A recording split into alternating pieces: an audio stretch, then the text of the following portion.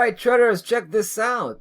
This is a new one. I think you're gonna like this. The dollar Canadian, we want to raise the opportunity flag.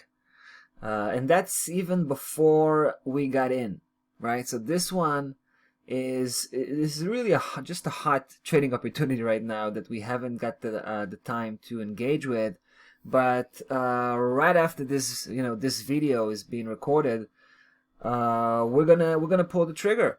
That's the fact. We're very much interested here to get in and try to catch potentially try to catch 500 pip, a little more than 500 pip, right? So we're talking about the middle, the medium-term cycle, right? Not the short-term cycle. We're talking about the medium-term cycle.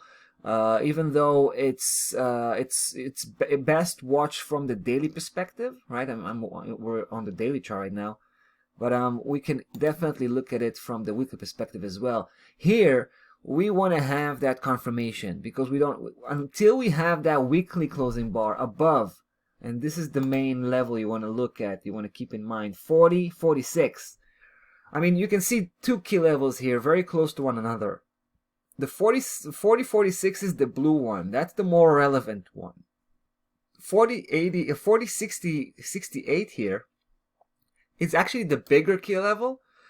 But for the purpose of this particular cycle that we're working with, the blue is more relevant. All right. So what we need to make sure is price breaking 40-46, but obviously it will probably break both of them because they're so close to each other. We can actually consider them as one unit. You know what I mean? So we feel that price is back on the upside. We actually feel that the dollar is back on the upside. And the market, talking about the stock market, is probably back on the downside. That's our main concern right now with regards to the stock market. But, it's going to it's going to positively impact the US dollar. And the US dollar here, in the battle against the Canadian dollar, will take that effect will take with an upside move. Now, price already broke 40-46, right, yesterday. But like I said, it's unconfirmed yet. We're gonna get that confirmation in a couple of days, right, when the week is ending.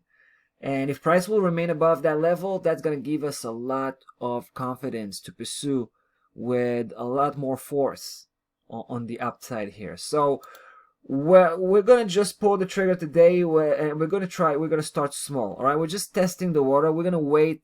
Mostly we're gonna wait for the end of the week, right? Once we have that confirmation, then we're gonna become more aggressive and we'll try to push for a big size position. Another point worth mentioning: 44.75.